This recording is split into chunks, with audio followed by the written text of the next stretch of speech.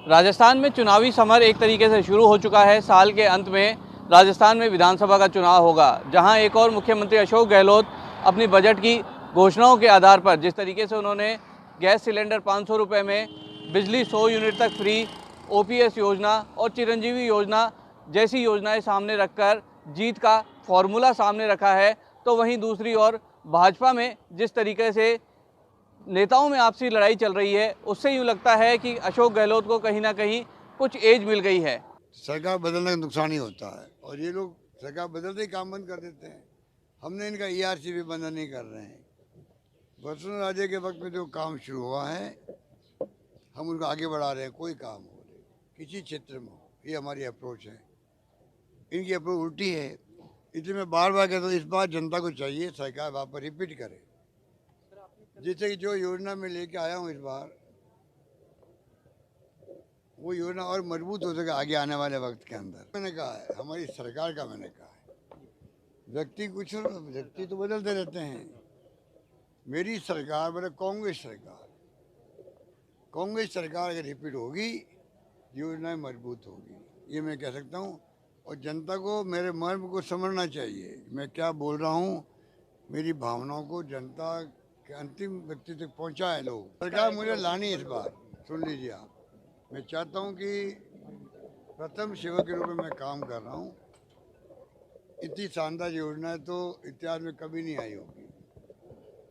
लेकिन जिस तरीके से अपनी ही पार्टी के सचिन पायलट के, चाहे वो पेपर लीक से जुड़े सवाल हो या फिर वो मामला जो पिछले 3 दिनों से पूरे देश में सुर्खियों में बना हुआ है, उन वीरांगनाओं का सचिन पायलट के आवास के घर के बाहर प्रदर्शन करना और वहीं पर धरने पर बैठ जाना कहीं ना कहीं मुख्यमंत्री अशोक गहलोत के लिए चुनौती बना हुआ है। पीड़ित है, दुखी है, इतने सालों से वेदना में है, उनकी पूरी मदद हमें करनी चाहिए। और ये बोल देना कि इसमें प्रावधान नहीं है या इसमें कुछ अड़चन आ रही है, ये नाकाफी है, क्योंकि हर चीज़ का समाधान निकल सकता है। अगर इच्छा शक्ति है और करना चाहते हैं तो समाधान निकल सकता है। लेकिन जिस प्रकार से पिछले 2-3 दिन में देख रहा था, पुलिस का जो व्यवहार रहा वो सच में निंदनीय है। ऐसा नहीं होना चाहिए था, बल्कि जो लोग इसके लिए जिम्मेदार हैं उन पर भी कार्रवाई करनी चाहिए। कहा जा रहा है कि कोई अधिकारी, कोई नेता इसमें लिप्त नहीं था, तो भाई जो एग्जाम की कॉपी होती है वो तिजोरी बंद होती है, वो तिजोरी में बंद होके बाहर बच्चों तक पहुंच गई, ये तो जादूगरी हो गई। भाई ऐसे कैसे हो सकता है?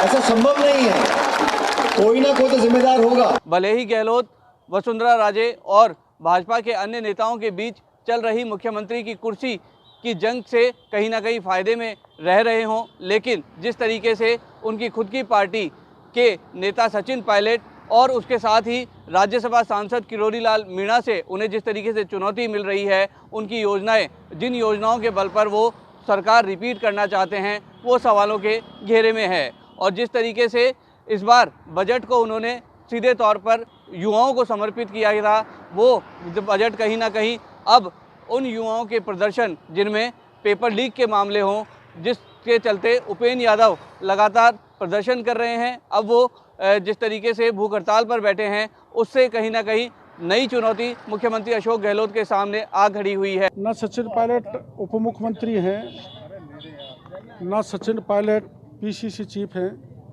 लेकिन सचिन पायलट एक किसान के बेटे हैं, जवान हैं। मार्ग पर उनका वो सम्मान लेने के लिए आई, पहले विधानसभा में गई तो वहाँ अपमान हुआ, गिरफ्तार कर लिया गया। फिर गवर्नर साहब के मिलने के बाद मुख्यमंत्री के वहाँ गई तो जैसा सलूक और बदसलूक किया, आप लोगों को, पूरे मीडिया को पता है। इसलिए फिर उन्होंने तय किया कि एक ही रास्ता बचा है कि हम गांधी परिवार से मिलें। गांधी परिवार से दिल्ली में मिलना नहीं हुआ तो लौट के आ गई। तो सचिन पायलट एक ऐसा रास्ता है जो गांधी परिवार से उनको मिला सकते हैं। इनकी पीड़ा को राहुल गांधी सुने, चाहे प्रियंका सुने, चाहे सोनिया सुने, क्योंकि गहलोत साहब तो नहीं सुन रहे, वो तो पूरी तरह से गूंगे बहरे हो गए, उनके कान पे तो जू नहीं रेंग रही। लेकिन ये जो अपमान किया है, ये राजस्थान की जनता नहीं, देश की जनता ही भी इसको बर्दाश्त करने वाली नहीं है।